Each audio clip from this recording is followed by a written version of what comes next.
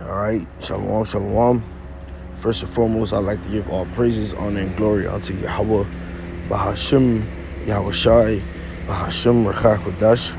Double honors to the apostles, the elders, and the bishops of Great Millstone. Salutations to all like you, my dear, pushing the truth and all truth and sincerity, diligently drive four corners. All right, I'm the brother Shamar Moth from Great Millstone, Miami. Also from the Kappa Great Millstone, Southwest Florida, out in the Fort Myers area. Coming to you, Akim Wa Akwath, with another quick lesson. And Lord's will this lesson be quick, edifying, and straight to the point. All right, and it serves as a comfort, all right, exhortation, correction, reproof, and rebuke. Okay. I don't intend on making this lesson long at all. I really don't have that much time right now. But nonetheless, this was something that was on my mind. And it's also going to be like a meditate on it. All right, and what's been on my spirit that I believe that the Lord, wants me to put out there is, we got to show the Heavenly Father, all right, more gratitude, man. We got to be more appreciative of Yahweh Ba'ashim Yahweh Shai, all right, because if you really think about it, without the Lord, the knowledge that we know, the understanding that we have, all right, the possibility of being delivered, the chance of deliverance that we have would not be made present if it wasn't for the Heavenly Father through His only begotten Son. All right, the fact that we still eat, all right, the fact that we have our daily bread, the fact that we have life, the fact that we still able to call upon the Heavenly Father and His only begotten Son, the fact that we're sane in mind. Because there are a lot of individuals out here that's going insane, okay? Remember our forefather Jacob, all right, he told the Lord, matter of fact, let's get that real quick. When he woke up from that dream, all right, where he seen the ladder going up and down, right? Genesis 28, and verse 10, it says, and Jacob went out from Beersheba and went towards Haran, and he lighted upon a certain place and tarried there all night because the sun was set. And he took of the stones of that place and put them for his pillow and lay down in that place to sleep. And he dreamed, and behold, a ladder set up on the earth, and the top of it reached to heaven. And behold, the angels of God ascending and descending onto it. And behold, the Lord Yahweh stood above it and said, I am the Lord Yahweh thy God. Salaki.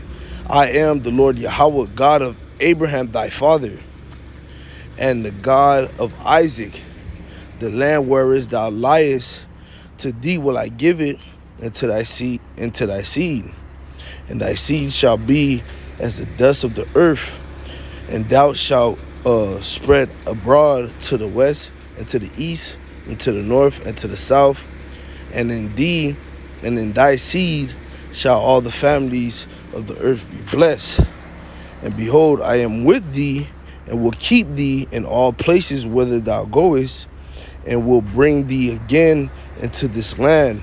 For I will not leave thee until I have done that which I have spoken to thee of. Verse 16.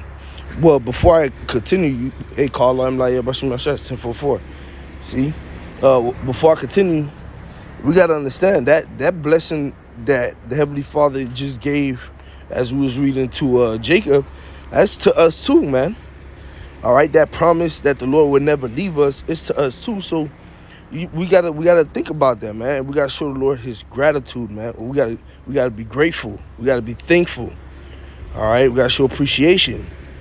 Okay, sometimes we get caught up with what was going on with us. We get bent out of shape sometimes. We get irksome. We get annoyed. But what we have to understand is everything that's happening around us, as the scriptures tell us in Romans the 8th chapter. All right, we're supposed to have that mindset that everything that's happening around us is working for our good. All right, and that the Heavenly Father, He hasn't left us. So show appreciation, man. All right, even in the bad. All right, because earlier before I did this lesson, I was meditating on it. And Paul said he gloried in his infirmities. Paul said, when I am weak, that's when I'm strong in the Lord. So even, in Midas, he was shipwrecked. He was chased out of his by his own countrymen, led out of cities by basket. He went hungry. He went thirsty. He was shipwrecked. He spent night and day at the sea. Plus, he was watching over the flock, the ministry, man. Okay, so he had a lot on his plate while catching hell. And guess what? He showed appreciation and gratitude, man. He thanked the Lord. He said that everything that he lost, all right, he was grateful to lose because it allowed him to get closer to the Lord, man. All right, so we got to take those same mindsets and apply it to ourselves, all right, in our lives, man, in our walk. Okay, so back to this Genesis, all right, verse 16, it says, and Genesis 28, verse 16, and Jacob awake out of his sleep, and he said, surely the Lord Yahweh is in this place, and I knew it not. And he was afraid and said, how dreadful is this place? This is none other but the house of God, and this is the gate of heaven. And Jacob rose early in the morning and took the stone that he had put for his pillow and set it up for the pillar and poured oil upon it. All right, and he named the place. What's the point? Verse 20. I keep reading. Verse 19. And he called the name of that place Bethel, but the name of the city was called Luz at the first.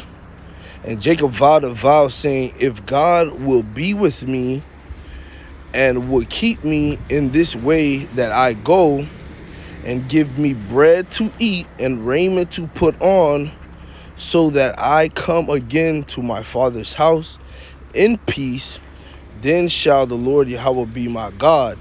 All right. And the reason why I brought this out is because you see what type of mindset our forefather Jacob had. He didn't need much. He just said, hey, man, as long as the Heavenly Father give me food and put clothes on my back and keep me in the way that I'm going and return me back in peace, you going to be my God. I'm going to be your people. Yeah, nonetheless, man, we got to show our gratitude and appreciation, man. Hey, the scriptures tell us in 1 Thessalonians 5. Let's get that real quick. I got to go. 1 Thessalonians 5. And what's that? 16, 18. I start 16. It says, rejoice evermore, pray without ceasing.